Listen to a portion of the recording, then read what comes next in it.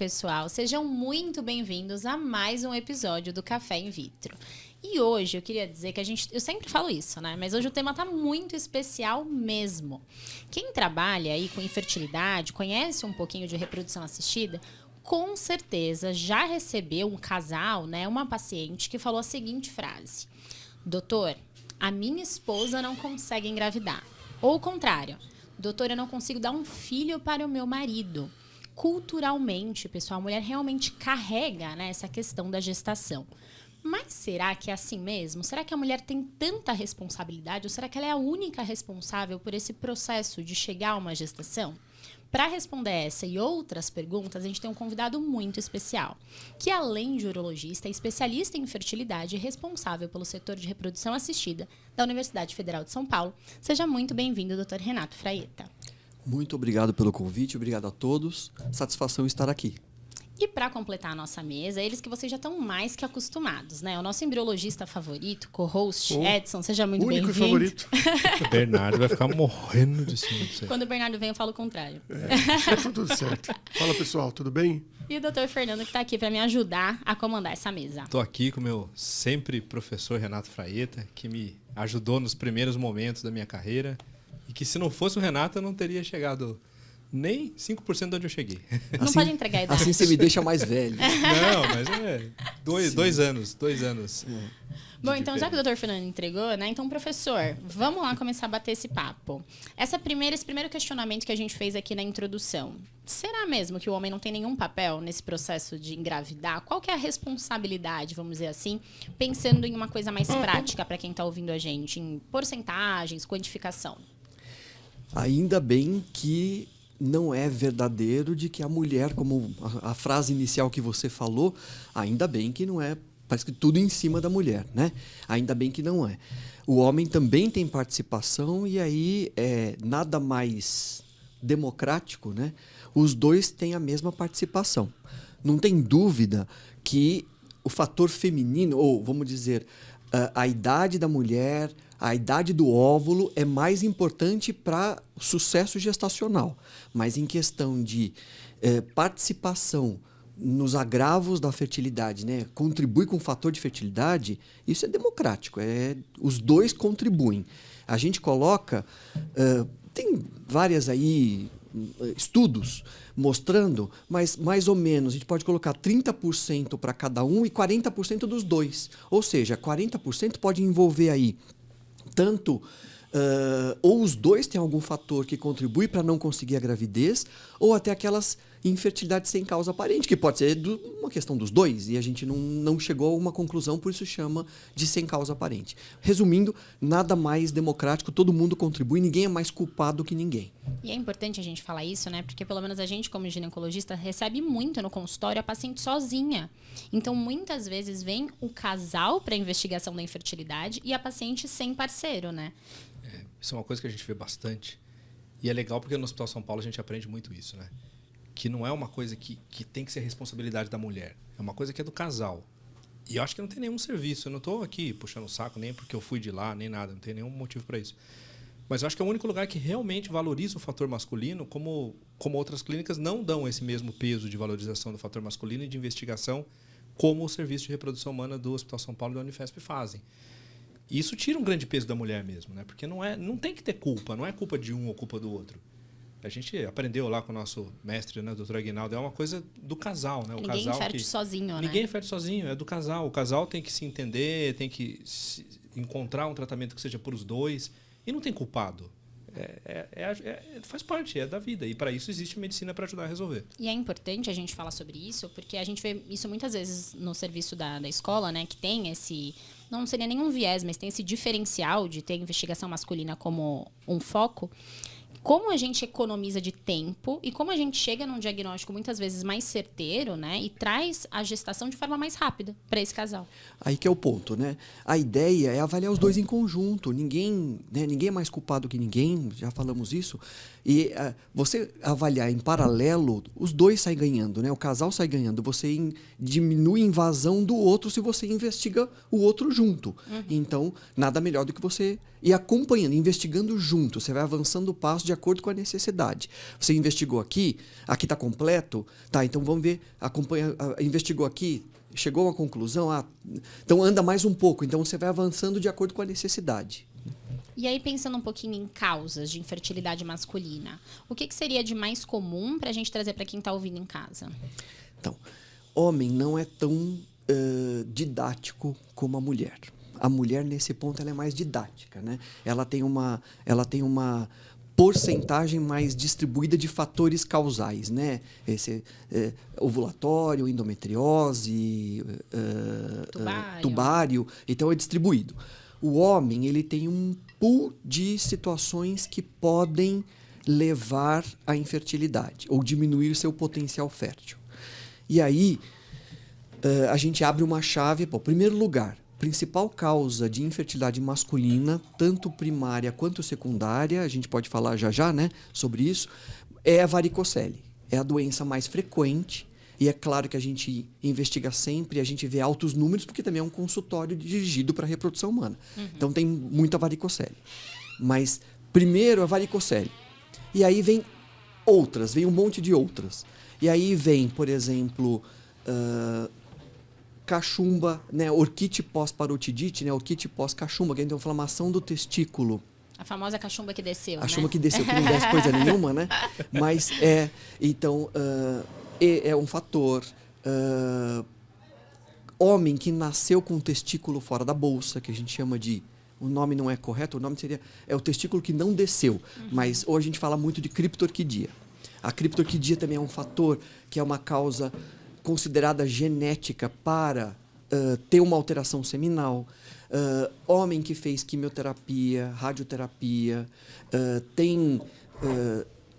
estilos de vida que podem agravar o potencial fértil. Então, o que eu quero dizer é, existem várias causas que a gente pode mencionar mais, mas tem várias causas e a principal é a varicocele, a mais discutida e ainda bem a mais tratável, né? Tem tratamento.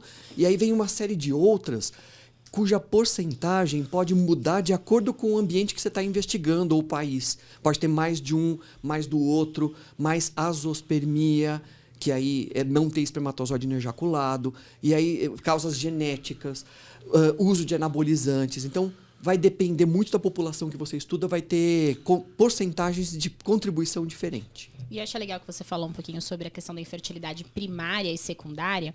E muitas pessoas acham que a pessoa já nasce infértil, né? Já nasce sem conseguir engravidar. Não é bem assim, né? Se a gente for pensar aí no conceito de infertilidade primária, é aquele casal que não conseguiu chegar a uma gestação. Infertilidade secundária é aquele mesmo casal que já teve um filho e não tem uma nova gestação. Lembrando que se um ou outro dos parceiros já teve um filho de outro relacionamento, segue sendo infertilidade primária, que a gente está falando daquele casal. Aquela união. E muitas vezes no consultório, né, doutora, a gente vê também a paciente falando, mas o problema com certeza é comigo, porque o meu marido já tem um filho. E não é bem assim, porque você falou de algumas causas de infertilidade que podem aparecer ao longo do tempo, né? Como, por exemplo, a varicocele. Frases que a gente aprende, que você deve ter herdado do Renato, que veio lá de cima, né? Fertilidade pregressa não é sinal de fertilidade futura. Continua essa frase ainda, não? Continua. Isso vale para paternidade e vale para maternidade, né? Prévio não significa para sempre. Não quer dizer que vai ter para sempre. Mas eu acho que quando a gente começa a falar em varicocele, é importante talvez, Renato, definir a varicocele para todo mundo que está ouvindo, porque muitas vezes a gente sabe que é a doença mais prevalente, a gente sabe que a reversão não, na verdade, a correção cirúrgica, ela é bastante promissora, né? Então eu queria que você desse uma vamos lá. Pincelada aí. A varicocele é uma doença das veias. Então, nós consideramos que esse homem que tem varicocele tem uma doença das veias. Como nós podemos ter varizes nas pernas, o homem com varicocele tem varizes no escroto, né? No cordão espermático. E essas veias dilatadas são veias varicosas, né? E aí, explicando um pouquinho essas veias dilatadas fazem com que aumente a temperatura do testículo. E o testículo, ele exerce o seu papel 2 a 4 graus mais baixo que a temperatura corporal normal. Por isso que ele fica no escroto. E o escroto tem todo um sistema de dissipação de calor, como se fosse um radiador de um carro, né? E por isso que ele fica lá. E tem todo um esquema para poder ficar mais friozinho. Com a varicocele, esse é o principal mecanismo, é o que mais se estuda, o que mais se fala. Com a varicocele, o que acontece é que essa temperatura ela sobe e fica perto dos 37 graus, que é a temperatura corporal. Mas não é a ideal para o funcionamento, para o melhor papel exercido pelo testículo. E aí, com essa temperatura, isso leva a um estresse térmico. E esse estresse térmico, falando mais molecularmente, esse estresse térmico leva a um aumento das espécies reativas de oxigênio. Oxigênio todos nós precisamos, em quantidades ideais. E aí essas espécies, quando existe um desbalanço, tem o excesso de espécies reativas, elas acabam mais atrapalhando do que ajudando. E aí isso pode prejudicar a formação de espermatozoides, tanto qualidade, quantidade. E aí, para puxar o gancho, sendo uma doença ao longo da vida, que surge na adolescência, uma doença tempo-dependente, é uma justificativa de uma infertilidade secundária. Ou seja, é uma grande causa de um homem que começou a ter varicocele na adolescência, mas engravidou, por exemplo, a sua parceira com 20 e tantos anos, 30 anos, e pode estar com uma dificuldade aos 40 e poucos anos, porque foi piorando a qualidade seminal pelo efeito negativo da varicocele. Aí justifica a infertilidade secundária. É a principal causa. Traduzindo... O Edson é tradutor aqui, viu, professor? Eu sou tradutor dos assuntos aleatórios aqui. Traduzindo, a varicocele é uma dilatação das veias, dos vasos, do saco, certo?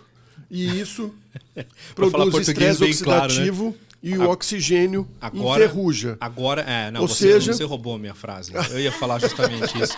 O cara fica com o saco enferrujado? Você ia falar aqui que a oxidação é o saco enferrujar. Exatamente. A oxidação é ferrugem, né? Enferruja a produção de espermatozoides. É bem isso. Exatamente. Em termos leigos, mas não tão leigos assim. E aí quebra o DNA do espermatozoide, e aí a gente vai ter que pedir, geralmente, quando a gente tem...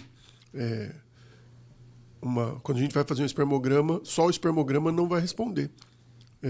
Se esse estresse oxidativo aumentado está tendo algum efeito ou não no DNA desse espermatozoide. Então tem um teste, tem vários testes, mas se pede normalmente teste de DNA, o teste de fragmentação de DNA do espermatozoide. Deixa eu aproveitar aqui para avaliar isso. Enquanto o Renato toma um café dele, que a gente não deixa ele tomar, a gente fica falando.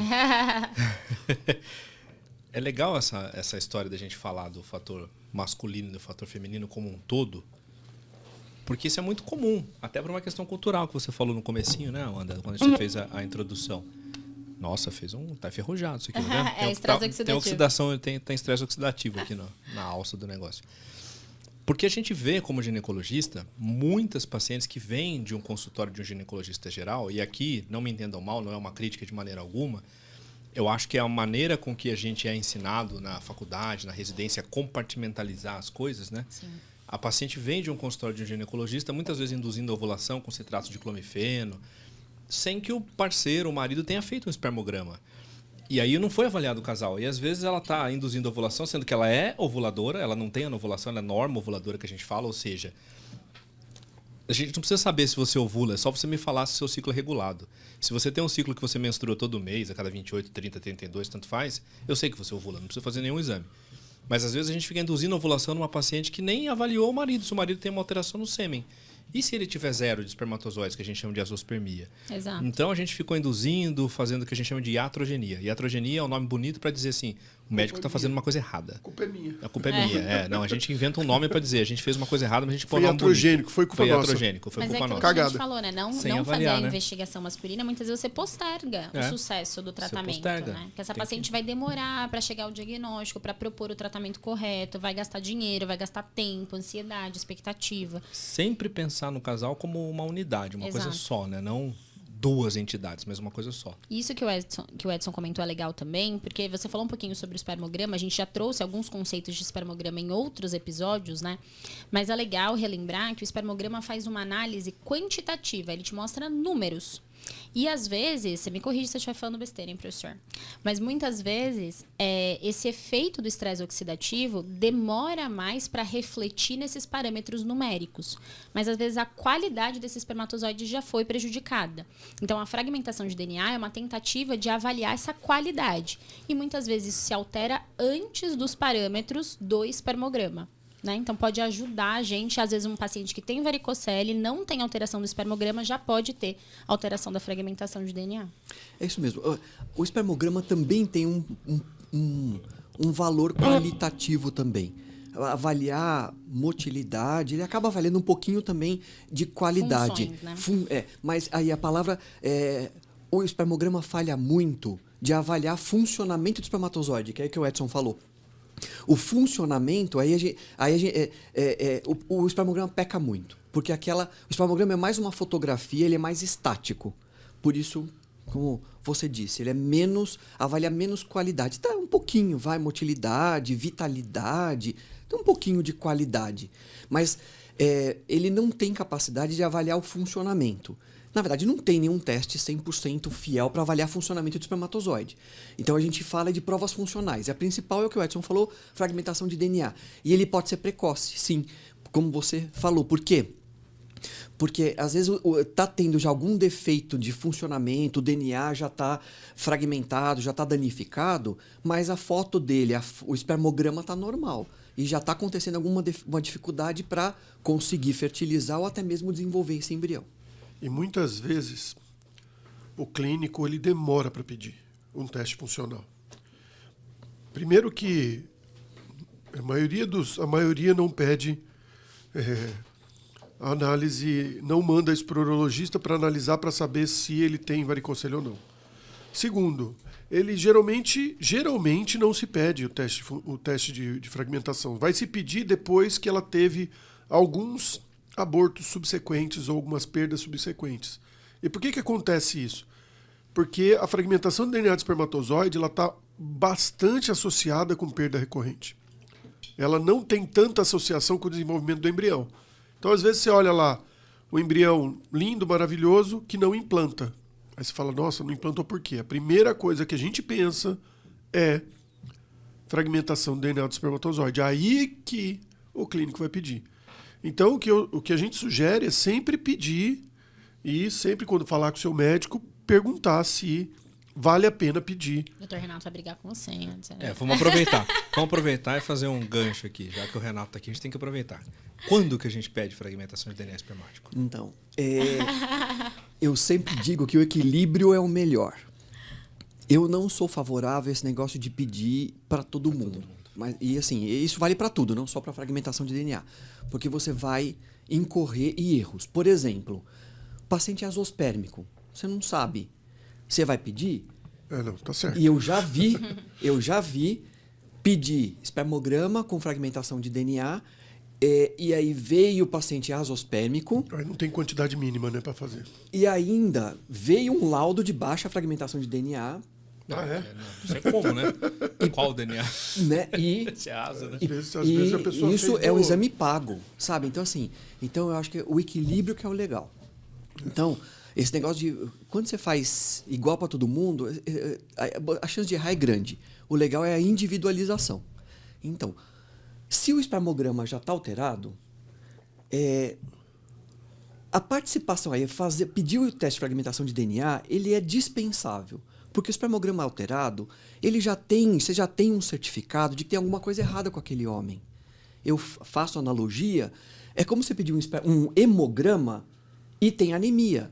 Então, se tem um exame já que tem anemia, eu já estou autorizado a tratar. Então, se tem um paciente com espermograma alterado, eu já tenho argumento para falar, escuta, você precisa melhorar a qualidade de vida, ou você tem varicocele, ou você precisa parar de fumar, mas alguma coisa está acontecendo que seu espermograma já está alterado. A beleza de pedir fragmentação de DNA é justamente aqueles casos em que você tira uma história boa, faz exame físico e você vê que tem situações que podem agravar o potencial desse homem, mas o espermograma vem normal. E você ainda continua desconfiando que tem alguma coisa errada. Então a foto tá boa, mas funcionalmente está errado. Aí a beleza da fragmentação de DNA. Entendeu? Perfeito. Então, esquece o que eu falei, não pede pra todo mundo, não. Não, tô brincando. Porque mesmo um espermograma normal pode ter uma fragmentação de DNA aumentada. Sim, aí Isso é o que ponto. muita gente Aí é o acaba ponto. achando que não, né? Se o espermograma tá normal, tudo bem, parou ali. E meio que, vamos dizer assim, desvaloriza o fator masculino. O espermograma normal, ok, acabou sua investigação, não tem mais nada. Não é bem assim. Então, aí, mas não, acho que é um exame de verdade, minha opinião. Ele ainda não se sabe, ele não é recomendado pelos guidelines, pelas recomendações das sociedades grandes de reprodução, ele não está na rotina, mas ele vai entrar na rotina. Isso, cada vez tem mais artigos, está todo mundo falando. É isso que a gente tem visto. Na verdade, o SCSA que é o mais recomendável, né? Que todo mundo fala, né? O que se faz hoje, que é o teste do halo. Explica aí, tem 3 tipos de fragmentação de DNA. Você que é. Vamos deixar você falar, você que é o cara do tem laboratório. Vários tipos de fragmentação. Mas tem 3 mais comuns, né? 3 testes mais comuns. São os 3 mais comuns. O que tem no Brasil hoje é o SCSA, que é feito num lugar só, e aí você tem que mandar o sêmen para lá, não sai barato para fazer. Por uma questão de comercial, né? Que eles são os únicos que têm a licença para fazer aqui no Brasil, é isso? Eles são os únicos que têm a licença para fazer no Brasil. Esse teste ou seja, no Brasil, então, só tem um lugar que faz e é bastante... Tem que mandar o sêmen para São Paulo, para quem é de fora e tal. O outro é um teste que a gente chama de túnel, que é o teste que ele é muito contundente. Ele é feito... É uma fragmentação apoptótica que a gente chama. Não está correto cientificamente falar fragmentação apoptótica, mas é uma fragmentação quando a célula está marcada para morrer. A apoptose é isso, a célula vai morrer. É uma programação para programação para morrer. Se chama morte celular programada. Então, quando a célula está marcada... Tem que traduzir os termos técnicos para vocês. Legenda. Traduz aí, Fernando, por favor. Então... Apoptose, assim, sabe aquele filme de terror assim que chega o Jason? Então, é assim, você tá apoptótica, você tá programada para morrer com o Jason ali. Foi forte essa. Foi forte. Nossa, das pessoas. Que medo. Mas, na verdade, é o seguinte... Essa fragmentação, que chama fragmentação apoptótica da célula que já está marcada para morrer, essa fragmentação é a fragmentação mais contundente. Então você tem muito menos chance de ter uma diferença entre alta e baixa fragmentação. Então esse teste, ele é um teste extremamente específico, mas não é tão sensível. E aí tem o teste de fragmentação de fita dupla, ou de fita simples ou fita total, que a gente chama. É dispersão? Dispersão da cromatina espermática, é esse? Não, dispersão da cromatina é o primeiro, que é o SCSA. O SCSA, ele mede a possibilidade de quebra do DNA. Então ele mede o quanto aquele DNA pode estar quebrado, que é o mais sensível, porque ele é feito num equipamento que conta lá 50 mil células, 100 mil células. Chama citômetro de fluxo. Tá vendo? Só fazer um parênteses aqui para quem está vendo a gente. Quando o seu médico pede fragmentação de DNA espermático, dependendo do local, do laboratório que o seu marido for fazer, o seu parceiro, o companheiro for fazer, vai ser analisado de um jeito diferente. Pode ser o túnel, pode ser o SCSA, pode ser o halo. Sperm, tem várias maneiras de analisar. E cada tipo de análise vai dar um resultado que pode ser diferente. Às vezes não é tão, vamos dizer assim, um retrato tão fiel da realidade da fragmentação de DNA. E os valores de referência diferem também.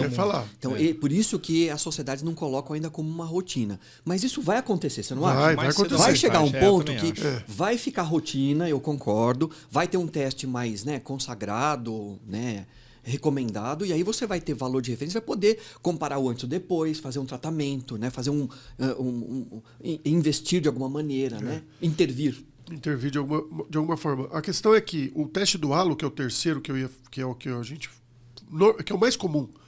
Você pede e faz na clínica. Você compra o kit, já vende o kit no Brasil, você vai lá, faz na clínica, demora meia hora, 1 hora, tá feito o teste. Mas esse teste, ele é o menos fidedigno que existe. Por quê? Primeiro porque a gente coloca um valor de 30% de fragmentação. E a gente está utilizando esse valor de 30%, mais ou menos ali 30%, baseado no outro teste, que é o Cometa, que é um outro teste que não é feito comercialmente.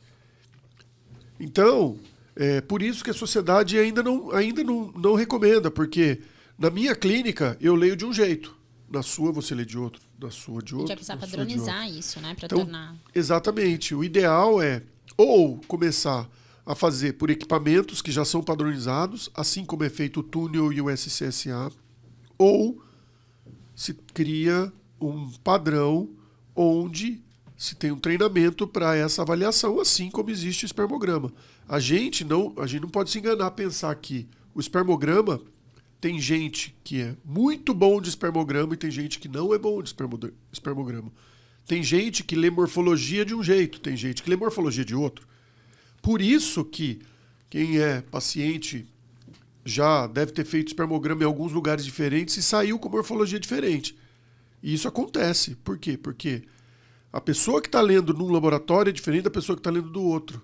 Então isso ainda precisa ser padronizado. Ou seja, a gente tem um grande caminho ainda pela frente para colocar não só a padronização dentro dos laboratórios e fazer isso de uma forma que seja efetiva, né? Mas também para conseguir encaixar os testes funcionais aí dentro. Mas, na hora que encaixar, eles vão responder muito os abortos recorrentes, ou a não gestação, ou às vezes o desenvolvimento embrionário, aquele desenvolvimento embrionário mais lento, né? Posso puxar? Pode, vai. Claro. Posso puxar um gancho? Só pelo que ele está falando. E aí, quem sabe, vamos chegar numa situação ideal ou subótima que seja. Porque além de você conseguir ter esse teste bem feito, para reprodução assistida, aí o próximo ponto, que vai ser atrelado a isso que você falou que estamos falando, é uma técnica que ainda nós carecemos, uma técnica de selecionar espermatozoide. Então, quando nós tivermos uma técnica realmente eficaz, sem colocar nomes de empresas, né? Mas quando tivermos uma técnica que seja eficiente para você selecionar os espermatozoides, e aí, por exemplo, os menos fragmentados ou os íntegros, que possam levar melhor taxa, menos aborto, aí sim, você vê, a gente vai ter o melhor dos mundos. Porque temos um teste bem feito, que podemos confiar com valor de referência adequado, e aí o paciente tem, o que nós vamos fazer? Vamos melhorá-lo, primeira coisa, trazê-lo para a saúde, esse é o nosso papel, né? Trazê-lo para a saúde. E naquelas situações que não for possível, que já irreversível que for, melhorar a seleção de espermatozoides e poder levar um melhor embrião, melhor gestação, menos aborto. Você falou de algumas técnicas, e aí vocês vão ouvir por aí que já existem métodos de seleção para fragmentação de espermatozoide. E isso ainda não está, de fato, sacramentado dentro da literatura. Então a ciência ainda não consegue dizer se esses testes são realmente efetivos. Por quê? Vocês vão ouvir falar no Zymote, que é o que está na moda agora, né? Tá na hora já, Amanda? Ou o Edson pulou o roteiro? Ele não. Gente, deixa eu contar pra vocês. Só um parênteses, Edson, que eu preciso compartilhar. Tá bom. Essa Depois minha então angústia. eu falo, gente. Depois eu falo do Não, só Zymote. deixa eu compartilhar. O que acontece? Esse podcast, como vocês veem, é super espontâneo. A gente vai conversando, batendo um papo. É mas freestyle. a gente monta um guia. A gente, no pra caso, quê? ela. Eu, no caso. 7 páginas. Eu monto um guia Uma Bíblia. pra gente se basear, pra ter uma ordem pra vocês, pra não ficar uma coisa maluca. Aí sabe o que geralmente o Edson faz? Não lê o roteiro. Aí sabe o que acontece? Ele puxa as últimas Eu li a perguntas. primeira página. Essa Quando eu era a tinha última 7, eu falei, pergunta do "Quê?" podcast, Não era, mas ele mas- já fez agora. Mas tudo bem, tá Mas numa completa sequência sua lógica. bruxaria. O Zymote. Não, então depois eu falo. Não, explica aí. Não, Agora agora já fiquei eu chateado, quero agora não quero saber. mais. Agora já começou a falar, porque muita gente tem, Não, a gente tem feito. A Zymote. gente tem o Zymote, a gente tem o Pixie. O Pixie é Physiological ICSI. Depois eu vou explicar, tá? Eu explico por último. No final do podcast. A gente tem os métodos. Tem um método que chama MAC, que não tem no Brasil, que é um método através de bidimagnética, que se liga lá nos receptores, depois eu explico. E a gente tem o SwimUp, que é muito... Que é o mais antigo dos Que é o mais né? antigo, que é muito simples de fazer e que existem trabalhos que mostram que também ele separa e melhora a qualidade do DNA. Mas depois a gente vai discutir isso aí, eu vou explicar o porquê que... Eu vou fazer uma pergunta, o porquê que não melhora, né? Não, mas Só então para agora eu já quero contextualizar, saber. ó, só para contextualizar Não, as vou pessoas, deixar para os né? últimos capítulos. Bom, então deixa eu ver se eu entendi aqui. O Renato Vai, me resume. ajuda, o Edson também. Então, o espermograma ele é insuficiente para todos os casos para dar uma análise de, não digo de qualidade, mas de funcionabilidade, vamos dizer assim. Ele falta recursos para o espermograma convencional. E o espermograma é muito simples, então a gente precisa de um exame extra, que normalmente é a fragmentação de DNA. Tem vários testes funcionais, mas é hoje o mais consolidado. E aí, se aparece a fragmentação de DNA alterada, a gente tem umas maneiras de tratar. E a gente está falando de uma maneira laboratorial, que é o Zymote, o Pixie, o MAC, mas existem maneiras clínicas também. Vamos fazer assim? Você que é a chefa do podcast, mas vamos, deixa eu colocar a ordem na casinha aqui. E só uma coisa. Vamos dividir primeiro o tratamento clínico, depois a gente fala o que faz no laboratório. Fechou. E aí deixa o Renato falar do tratamento clínico. Porque se vem fragmentação de DNA, eu vou passar a bola para você. Pergunta você. Senão eu tomo conta aqui. Vamos primeiro assim. A gente falou um pouco das etiologias, né? Do impacto do fator masculino. Das principais etiologias, a gente colocou a varicocele como uma das mais importantes. É uma das que mais fragmenta o DNA. Exatamente. Então, a gente explicou o que acontece na varicocele, que é o aquecimento testicular, o aumento de espécies reativas, e que isso pode levar à fragmentação de DNA e alteração do espermatozoide, não só a fragmentação. Certo? Chegamos aí? E tem toda a questão também que o senhor comentou com a gente do restante da história clínica do paciente. Se ele é obeso, se ele fuma, se ele tem hábitos de vida que não são saudáveis, tudo isso também vai impactar na qualidade do sêmen, certo? Perfeito. Então, pensando neste homem que tem varicocele e ele tem lá as alterações dele no espermograma ou mesmo uma alteração de fragmentação de DNA, o que a gente pode oferecer de tratamento para esse homem? Clínico. E cirúrgico também, se for o caso. Mas deixa o laboratorial. Deixa o laboratório pro Edson. Tô louco pra falar. Segura aí, Edson. Tô quieto. Tratamento clínico para varicocele, ele é paliativo, né? Porque a varicocele aí o tratamento é cirúrgico, tá? Então, qualquer coisa que você faça clinicamente, cuidar das veias clinicamente, não tem um impacto importante. Realmente, o tratamento mesmo consagrado, isso é nível de evidência bom, e isso é uma correção cirúrgica. Então, o tratamento é a correção cirúrgica da varicocele, que tem benefício de 60% a 70%, fazendo uma técnica subinguinal, ou seja, na virilha, mas bem baixo, próximo ao pênis, de cada lado, em cima do cordão, que é onde está cometido lá, que é pela definição da varicocele. E usando microscópio. É uma técnica microscópica, tá? Esse é considerado o melhor tratamento, porque dá melhor taxas tanto de recuperação seminal, diminuição de fragmentação de DNA espermático e taxa de gravidez, tá? 60% a 70%. Esse é o caminho, tá? Outros tratamentos... quando está indicado, eu queria... completando o que eu ia falar. Se o homem tem varicocele, e aí a gente examina a varicocele pelo exame físico e tem 3 graus. Os graus mais moderado e grave são os que mais têm indicação e mais têm benefício com a cirurgia. São os graus 2 e 3. Tá? O 1 pode, mas é menos. E o não detectável no exame físico não se considera, não se opera. Tá? E aí, tendo esse homem varicocele, grau 2 ou 3, ou seja, moderado ou grave, e tendo alteração no espermograma, ou se tiver espermograma normal, mas com prova funcional, fragmentação de DNA elevada, já tem indicação de cirurgia. Só que aí eu falo, o nível de evidência bom é também, depois de ter avaliado a parceira, então levar sempre em consideração o casal, a parceira, claro, com bom potencial. Ponto. Isso está dando melhor sucesso para o casal. Concordo que se o homem for solteiro, não tem parceira, e ele tem varicocele, ele tem alteração, ele tem indicação também. Só que você não pode falar em infertilidade, porque ele está tentando engravidar. Mas tem indicação, tá?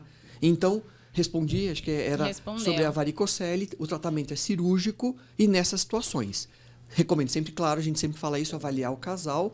E também, se for solteiro, tem indicação. No solteiro pode ser encarado como uma preservação da fertilidade masculina? Sim, aliás, eu acho que o termo preservação é muito mais isso do que o que a gente fala preservação da fertilidade quando a gente congela. Porque quando a gente congela, a gente não preserva a fertilidade, a gente preserva a gameta e não a fertilidade. É mesmo.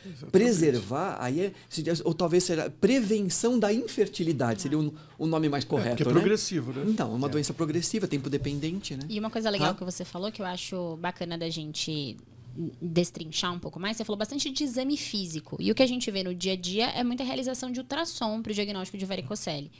O ultrassom é o melhor exame para diagnosticar? Como é que funciona? Não é. O melhor exame, o melhor diagnóstico, a melhor maneira de você diagnosticar varicocele é o exame físico. Isso está no guideline, tá? Nas recomendações. Você pode lançar mão do ultrassom em situações duvidosas, homem muito obeso, ou para você, por exemplo, recidivou, né? Reapareceu. Você operou a varicocele e você suspeita que ela possa ter voltado. E também em adolescente. Porque adolescente, você usa o ultrassom mais até para medir o volume testicular, porque isso é importante no crescimento do volume, do crescimento do testículo do adolescente. Isso é importante para você ver se tá indicado ou não operar, então aí é importante. Mas você, a princípio, em situações ideais, né, de temperatura e pressão, você não precisa do ultrassom para diagnosticar varicocele. É o exame físico, o paciente de pé, o examinador sentado na altura do paciente, né, sentado na altura da genitália e com temperatura adequada. Aí você consegue ver bem, examinar o escroto e ver se tem varicocele ou não. E uma dúvida que vários pacientes têm, existe algum sintoma, algum sinal que algum homem aí que está ouvindo a gente possa falar, putz, será que eu tenho varicocele? Acho melhor procurar ajuda. Tem alguma coisa que ele pode reparar? Pode doer, mas a maioria não sente nada. A maioria, o diagnóstico é no exame físico. Então, ele não sente nada. Quantos por cento, mais ou menos? Não consigo te dizer, porque a grande maioria, assim, estrondosamente, poucos têm, não consigo te dizer. 90% não sente nada. Poucos têm dor, e a dor é uma dor meio transitória, quando tem congestão venosa, no final do dia, tem uma Também, dor... se Igual for varizes só mesmo. dor. Dor de varize, exatamente, dor de varize, dor de depois. Peso, assim. E se for só dor também, desde que não tenha infertilidade, não é uma indicação cirúrgica. Então, essa é questionável. É que você pode operar por dor, mas muitos pacientes continuam com dor mesmo no Não pós-operatório. Quando tem dor, você tem que investigar a causa de dor e afastar outras causas. Até mesmo cálculo ureteral pode dar dor irradiada para o testículo. E aí, então, tomar cuidado para você não operar varicocele. E na verdade, não vai resolver. Pedra no rim. Então, alguns pacientes têm dor, alguns pacientes se queixam estética, porque fica o escroto, é o chamado saco de minhoca ou tufo de minhoca. Então, alguns se queixam da estética. Então, eles podem vir procurar. Mas isso não é a maioria. A maioria é o casal que tem infertilidade e no exame físico você diagnostica e você, claro, tem indicação baseada ou no espermograma ou na fragmentação de DNA. Então vamos pegar a sequência aqui. Você falou do tratamento cirúrgico para varicocele. Agora vamos dizer os casos que não seja varicocele, que tenha fragmentação, ou mesmo que seja varicocele, mas não tem indicação cirúrgica. Pela idade, enfim, tem outras causas aí. O que tem de tratamento clínico? A gente sabe de antioxidante, a gente sabe de L-carnitina. Discorra sobre o tema. Tem muita coisa que pode falar. É que aí tem muita coisa... Assim, é muito Vamos nas vitaminas primeiro, então. Vai então, para ficar direcionado. Ajuda mesmo? Melhora mesmo? Então, Qual melhora ou não melhora? Tem um artigo recente, que eu até mostrei esses dias aí, num congresso que nós tivemos, tem até alguns antioxidantes que agem diretamente em uma porção específica do espermatozoide. Alguns agem na cauda, outros agem na peça intermediária, outros agem diminuindo a fragmentação de DNA. O grande ponto é que os estudos, tem muitos estudos, e os estudos eles têm objetivos diferentes, usam medicações diferentes ou suplementos diferentes com concentrações e duração de tempo diferente, né? Uso variado. Então não tem, né? Então a L-carnitina parece que sim, a ômega 3 também tem, ajudam de alguns pontos, melhora a motilidade, melhora a concentração, cada uma tem o seu efeito. Agora, a conclusão sempre é mais estudos são necessários para... É sempre assim. E vitamina C, vitamina E, zinco, que tudo isso. Que são... clássico, né? A gente tem, não vou dizer o nome comercial aqui, porque vocês não patrocinam a gente, mas tem um medicamento muito famoso, que é, sei lá o que, Zinco Plus, sei lá o que, Zinco, exatamente porque tem mais zinco na fórmula, né? E ajuda. O que os estudos atuais têm dito vai sobre ser bom isso? para não pegar uma gripe. Essa é a conclusão. Assim. Não Você vai ver muitos urologistas que usam... Vitamina Q10. Coenzima. Desculpa. Coenzima Então, Q10. cada um desses agem especificamente. Pode melhorar? Pode. Mas não tem um consenso. Assim. E também a dificuldade é que dose usar. Por quanto tempo você vai usar? Tudo que você faz no homem, você usa por pelo menos 3 meses. E uma coisa importante da gente pensar também é que aquela fragmentação está acontecendo por um motivo, né? Então, eu acho que é interessante a gente pensar em fazer em paralelo, né? Mas também tentar investigar a causa. Será que é por uma obesidade? Esse homem precisa perder peso? Será que é um tabagismo? Será que é o uso de maconha? Então, tem coisas que a gente consegue modificar e, em paralelo, talvez usar uma adjuvância, como, por exemplo, os Então, vou lançar um antioxidantes. desafio. O cara com IMC normal, não fuma, pratica esporte, mas tem fragmentação alta. Esse é seu momento, Edson. O que a gente vai fazer para esse sujeito? Porque Como é que é? assim, O cara ele o quê? não tem varicocele. O cara obeso? Não. Entendi, eu perdi. Não. O cara que tem IMC IMC normal. Normal. E o que mais? IMC normal, Não ou fuma, seja, não é obeso. Não fuma, não tem uma fuma, vida saudável. Não anda de bicicleta. Galãzão de novela, saudável, bonitão. Não é só que motorista tem, de caminhão. Só que tem fragmentação alta. Faz não, o quê pra esse Não sujeito? trabalha com notebook no colo, nada disso. Nada, que isso. O Edson foi espirituoso nessa pergunta, porque realmente aí deve ser o interessante de você usar. Com certeza. Porque eu ia comentar exatamente o que a propósito. Amanda disse. Porque eu vejo bem, você tem que atacar o que está produzindo. Não adianta você ficar... você vai lá dar antioxidante, ele vai e age, mas continua a produção, né? Não é um desbalanço. A gente Você não está falou que... atacando a consequência, não a causa, né? Justamente o estresse oxidativo é o desbalanço. Se você vai usar o antioxidante, você vai tapar um pouquinho aquilo que está em excesso, mas a produção continua.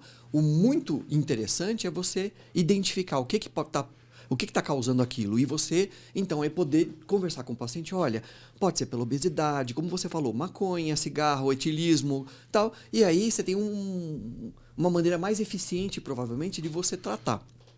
E lançar mão, ou paralelo, ou uma situação como você não acha nada, né? Aí você usa esses compostos vitamínicos que tem até prontos Tem. que você pode usar.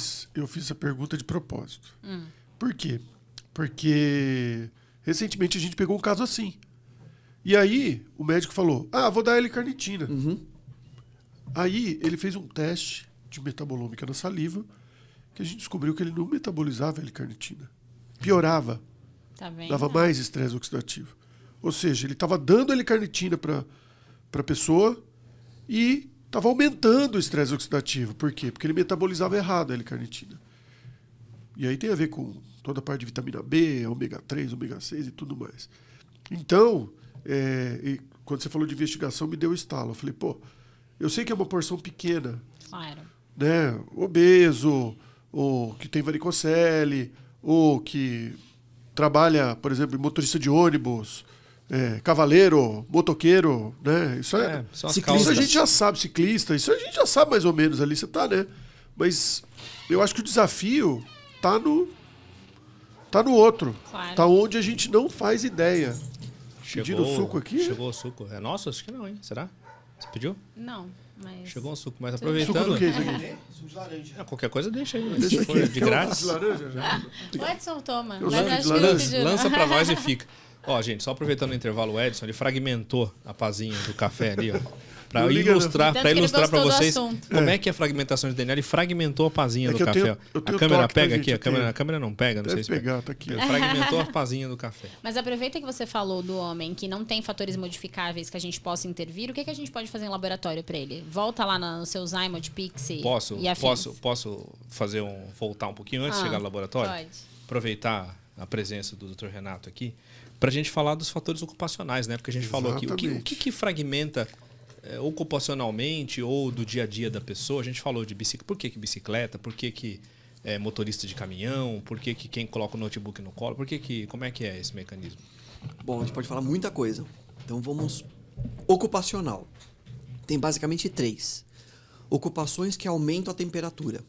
Então, padeiro, pizzaiolo, né? Situações... Mas assim, situações que aumentam realmente, não é só temperatura ambiente, né? Siderurgia, metalurgia... Que fica muito quente o ambiente e esquenta o testículo, é isso? Então, situações que aquecem mesmo, mas é mais do que a temperatura ambiente, é isso que eu quero dizer. Não é só, porque eu estou no Nordeste. Isso não significa que, puxa, não tem nada, não é esse o fator. O fator é aumentar mesmo, né? Segundo, ocupacional, é exposição à radiação. Então, técnico de radiologia, de raio-x, dentista, né? Às vezes não se protege na hora de fazer um raio-x, então... E também proteger a tireoide, né? Só lembrar. E a outra são substâncias tóxicas, né? Organofosforados, pesticidas, né? Coisas que podem... Então, essas são as ocupações, são esses 3 itens. Então, calor, radiação ou substâncias tóxicas, tá? Outra chave seria estilos de vida. Então, obesidade, tabagismo, etilismo, uso de drogas, né? Uso de anabolizantes, que aí o efeito é como um efeito mesmo contraceptivo, é semelhante à mulher tomando contraceptivo, né? E o homem também tomando anabolizante, ele tem um efeito semelhante, tá? Outras aí... Outras... Sauna, banheira de hidromassagem, então, tudo é calor, né? Tudo que calor. aumenta a temperatura. Né? Então, lembra que o testículo ele trabalha bem, ele funciona bem a 34, 32, 33 graus, né? Se você pensar, 2 a 4 graus mais baixo que a temperatura normal. Laptop no colo, a mesma coisa, né? Tem celular, né? O pessoal fala... aí é onda pulso eletromagnética, né? Isso, só que isso é difícil você fazer um estudo epidemiológico que você comprove que afete o homem. direto. Porque é um estilo de vida. Celular é um estilo de vida. Não dá para você comparar estilos diferentes. Mas isso tem experimentos em ratinhos mostrando o mesmo efeito negativo no testículo. Poluição também, laptop ou qualquer coisa. Tem estudo mostrando que 15 minutos de uso de laptop no colo é suficiente para aquecer o testículo. Ferrou. Olha só a fragmentação aí. Ainda bem que já tem 2 filhos já. Compra aqueles com Vai quem ventoinha. cria, né? Põe na mesa, põe aqueles com ventoinha embaixo que fica... Põe na mesa, né? Não põe no colo. Não é laptop, é tabletop. O ciclista tem alguns artigos que aí tem uma preocupação com trauma testicular repetido. Então, a recomendação é sempre usar o selim apropriado, a indumentária apropriada para não ter trauma, né? Só que a indumentária também esquenta para burro, né? Também tem o outro lado da história. Por isso que o Fernando, quando vai andar de bicicleta, sai todo equipado. Sai fantasiado. Já viu, já? Então, e tudo isso, eu acho... Tudo isso essas...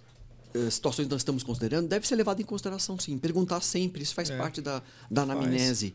Por isso a importância da investigação, A né? gente chama de anedóticos, né? Que histórias anedóticas, assim, fatores anedóticos, que é quando você tem um caso que é um caso na literatura não quer dizer nada, né? Mas é legal contar, por isso chama anedótico. Eu tive 2 ou sei lá 3, né? De homens que eram triatletas. E eles ficavam, não é assim, meia hora andando de bicicleta, isso não vai mudar muito. Mas eles ficavam horas e horas, todos os dias andando de bicicleta. Porque eles eram triatletas, eles treinavam na bicicleta. E eu falei, olha, sinto muito, se você quiser ter filho, a gente já fez um tratamento e não deu certo, a fragmentação está alta, a gente já fez tudo que tinha que fazer.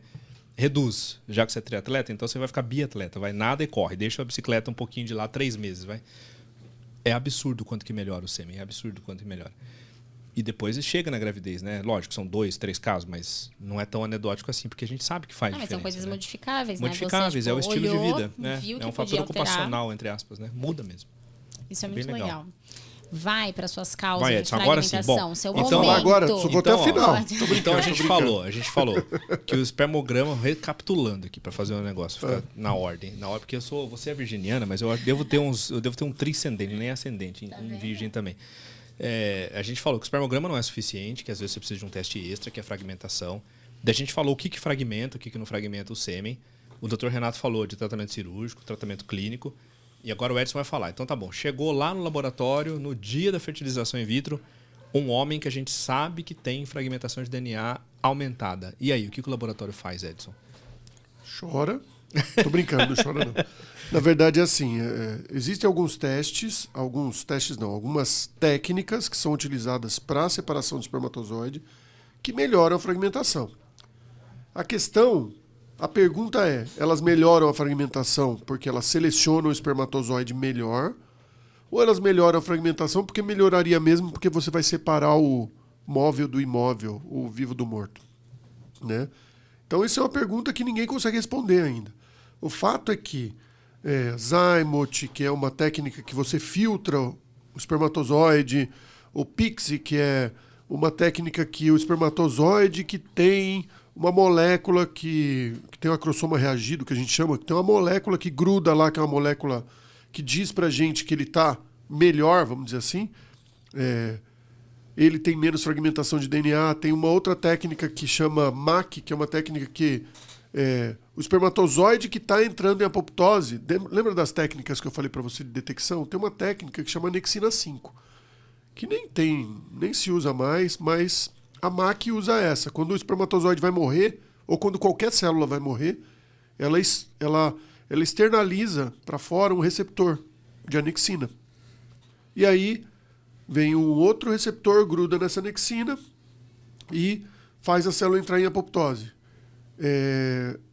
que fizeram? Pegaram um bid magnético, uma bolinha de metal, colocaram o receptor dessa bolinha de metal, essa bolinha de metal gruda na anexina e puxa, e aí passa por uma coluna que tem um ímã, e aí os espermatozoides que estão grudados na anexina 5, nesses bids magnéticos, Que são os que vão morrer. eles ficam e passam só os bons. Todas essas técnicas, nenhuma é contundente. Nenhuma mas é 100%. Independente delas, a ideia é a mesma. É escolher espermatozoide que seja sem fragmentação ou com menos fragmentação. Exatamente. Todo mundo tem o mesmo objetivo. E uma outra técnica que não tem esse objetivo, na verdade, é a separação de vivo de morto, que é o swim-up, que é uma técnica que se usa há uns 40 anos já. Desde a Luiz Brown. Desde que o mundo é mundo, desde que se faz... Luiz Brown tem 44? Então... ela também separa. Então, ainda é muito nebuloso o que o laboratório vai fazer, né? E não tem uma superioridade. Entre essas técnicas, até o momento, a gente não tem nada que prove, na verdade, contundentemente que essa técnica é melhor do que a outra, ou que essa técnica realmente melhora o DNA, ou diminui a sua fragmentação por conta daquela técnica em si, não por conta da seleção do vivo do morto. E a gente tem que comparar com o controle. Por um lado, se é o que temos, é o que vale vamos a pena aplicar. Usar, né? Sim. Você sabe que o paciente tem uma alteração. É o que temos hoje. Quem sabe daqui a 5 anos a gente está falando de outra. Exato. Né? Mas Mas muda hoje... muito rápido, né? Pois é. Mas O Zymot, eles falam que é um pouco melhor, porque é um filtro. E aí, a fragmentação de DNA do espermatozoide está muito associada à morfologia do espermatozoide. Uma pessoa, um homem que tem uma morfologia no sêmen ruim, ou seja, a carinha dele está... a forma dele está diferente, está ruim, ele está mais associado com a fragmentação. Portanto, o Zymot tende a ser um pouco melhor. Entretanto, não existe nada que comprove que o Zymot é utilizado para fragmentação. Ele é utilizado nas clínicas, todo mundo usa, a gente vai ouvir falar, eu sempre ouço falar, nas clínicas que a gente vai dar consultoria, o embriologista fala assim, não estava engravidando, a gente usou o Zymot, engravidou. E, na verdade, a primeira coisa que eu penso é... Estatística. Provavelmente aleatório, provavelmente engravidou. Estava na terceira tentativa. Tentou de novo. Estava na terceira. Não quero sacanear o Zymot. O Zymot eu não acho que seja ruim, não é isso. Não, Mas bom. É que às vezes é coincidência. Exatamente. A gente não pode também supervalorizar. Né?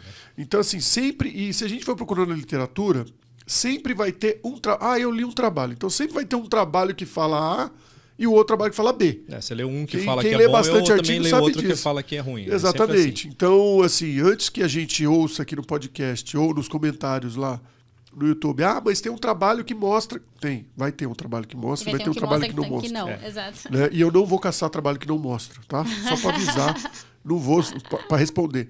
Mas é importante só a gente alinhar a expectativa. Porque o problema é que a gente quer uma técnica mágica, uma pílula mágica, ou vamos dar uma vitamina, vamos dar L-carnitina, que melhor. Não é assim. E nem para todo mundo, né? E aí, pegando o gancho que o Renato falou, tem que ser personalizado. Então, quanto mais a gente investigar e quanto mais informação a gente tiver, melhor para o laboratório trabalhar com esse sêmen. Porque aí a gente vai saber com o que a gente está trabalhando e a gente vai conseguir alinhar a expectativa do médico e vai conseguir alinhar a expectativa do paciente. Porque o problema é que, às vezes, a expectativa lá fora do laboratório, está muito maior do que a expectativa dentro do laboratório com relação à fragmentação. Na curta época que eu fui diretor de laboratório, que o Edson trabalhava com a gente lá, eu sempre falava isso, né? A obrigação do médico é entregar para você os melhores gametas que eu puder. Eu tenho a obrigação de tentar te entregar o melhor espermatozoide e o melhor óvulo. Isso. Só que aí você vai ter a obrigação de me entregar o melhor embrião 5 dias depois. Exatamente. Agora, não tem mágica. Se eu não entrego um óvulo bom e um sêmen ruim, você não vai me dar um embrião bom também. Você não faz uma receita boa com um ingrediente ruim. Não existe, né? O que mais manda na receita é ingrediente, não é a receita em si. Por isso a importância daquilo que a gente conversou, né? De investigar, de tratar fatores modificáveis e não de simplesmente atribuir tudo às técnicas de laboratório como se fosse corrigir todos os problemas, tanto para o óvulo como para o espermatozoide, né? Exatamente. Eu já ouvi muita gente falando, o laboratório corrige. Você tem um laboratório bom, tá tudo certo. E não é assim. É você colocar uma responsabilidade que o laboratório não tem que assumir. Né? E o laboratório, gente, a gente, assim, todo mundo fala, a gente ouve muito assim, nossa, caíram as taxas. A primeira coisa que a gente pensa, aconteceu alguma coisa no laboratório. E, na maioria das vezes, pode ser que aconteceu alguma coisa no laboratório, meio de cultura, a gente importa tudo, né? Então, às vezes na importação, dá problema em óleo, meio de cultura, apesar que tem já hoje em dia está muito melhor, o controle de qualidade é muito grande. Mas o laboratório não muda, o laboratório ele é fixo. O embriologista ele não desaprende a fazer ICSI, ele não desaprende a fazer vitrificação. Então não existe esse negócio de o que está acontecendo com a tua técnica. Então, o que a gente tem? Variação de gameta, ou seja, a paciente, o casal varia, né? Não tem o que fazer. Isso não está na nossa mão, nem na mão do embriologista e nem na mão do médico, né? Então, a gente tem que investigar para a gente alinhar a expectativa e para tentar personalizar esse caso para que a gente tenha o melhor resultado. Esse é a chave. Né? Não tem segredo, não tem mistério. Pílula mágica, né? Não tem pílula mágica. E, doutor Renato, eu costumo falar, né, que fator masculino é uma coisa que a gente teria que ter uns dias para conversar, né? Não dá pra gente falar sobre tudo. E a gente tem um hábito muito ruim, viu, nesse podcast, que é assim, como a gente já tá gravando, isso já vai para o ar, a gente sempre convida o convidado a vir uma próxima vez para bater um papo sobre outro assunto. Então, o senhor já está convidado, porque vai ficar muita coisa pra gente conversar. Homem que não tem espermatozoide, azoospermia, outras técnicas de cirurgia, técnicas de obtenção de espermatozoide, mas pensando nessa parte mais inicial, daquele casal que está com dificuldade de engravidar, o homem que nunca passou por uma avaliação urológica, o que você deixaria de recado para esses casais e para esses homens? Desde coisas para eles terem atenção, coisas que você acha importante, que você gostaria que eles ouvissem. Bom, primeiro que o homem não está acostumado a ir ao médico como a mulher. Isso já é um fator, né? Já o homem deveria estar mais acostumado e ter essa rotina e fazer a investigação. Outra coisa que além de ir ao médico, eu acho sempre importante falar de qualidade de vida, estilo de vida.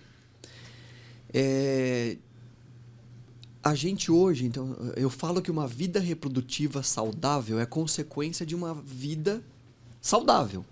Então, às vezes é muito comum assim, alimentação, o que eu faço para melhorar?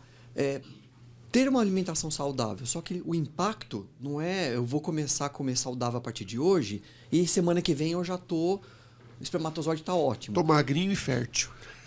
Então, ter uma vida saudável, a gente viver bem, né? Ter uma qualidade, ter um estilo de vida bom, isso vai fazer com que você tenha, em vários aspectos do seu corpo, uma saúde, inclusive reprodutiva. Né? Então, buscar uma vida saudável, isso vale para todos nós, né? E todos os pacientes procurarem, acho que isso é importante. Essa é a recomendação. Procurar, né? Ir ao urologista é importante, né? Sempre. Como a mulher vai anualmente, o homem podia ir com mais frequência, não só fundamental quando ele tem que fazer rastreamento de próstata, mas também na sua adolescência, né?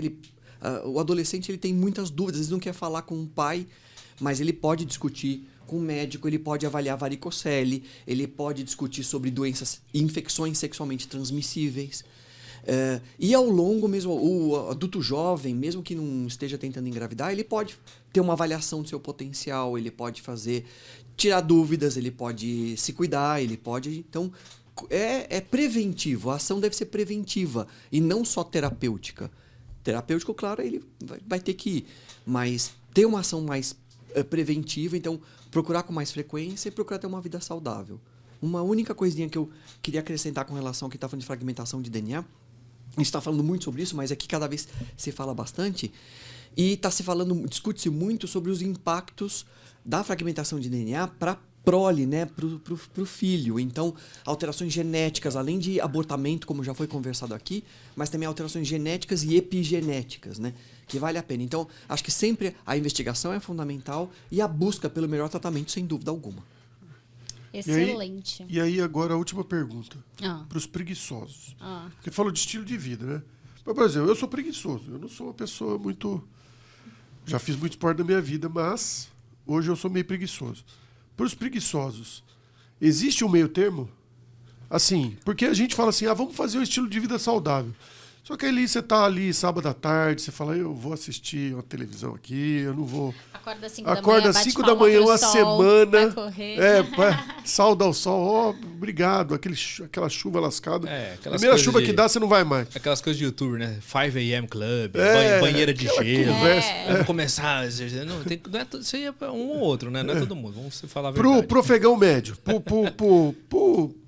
pessoa que vai lá de vez em quando, vai na academia lá pra tirar o peso da consciência ou pra tentar começar alguma coisa. Existe uma saída, porque assim, não é fácil você ter... Assim, uma vez eu ouvi uma pessoa falando, não sei que ditado é esse, falou assim, bons hábitos geram uma vida fácil, maus hábitos geram uma vida difícil. E tem razão. O problema é que é difícil você ter bons hábitos, né? Então... E aí tem um ponto, que é como você faz um planejamento. Se você faz um planejamento muito alta expectativa, você já se frustra logo de cara. Então, primeira coisa é não fazer, vou emagrecer 10 quilos em um mês. Não dá. Não é saudável e você vai se desestimular. Então, frustrar, né? Primeiro, se já evitar situações que são de agravo à fertilidade, já tá bom, né? Então, não fumar, né? Acho que ninguém tem dúvida que cigarro faz mal. Inclusive os eletrônicos, né? Agora tá todo mundo falando. Inclusive,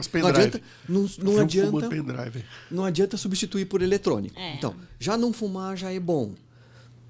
Moderar a bebida alcoólica, né? Não usar drogas. Anabolizante, né? Então, você pode conseguir massa e aí com mais calma. Bom, fazer sedentário, vamos sair do sedentarismo. Não vai, quero correr 10 quilômetros o mês que vem. Não. Vamos devagar. Vamos começar com caminhada.